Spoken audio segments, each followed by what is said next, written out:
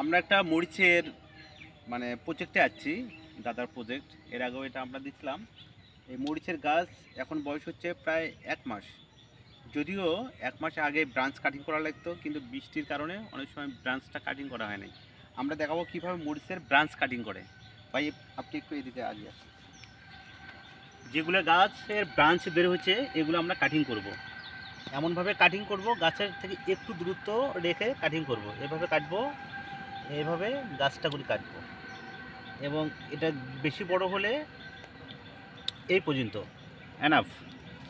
এভাবে কাটবো। কাটার পর এইগুলো আছে এখানে, যেদিন কাটবো সেদিন অবশ্যই কল্যাণ দিয়ে স্প্রে করতে হবে। এটা কি এটা কাটবো?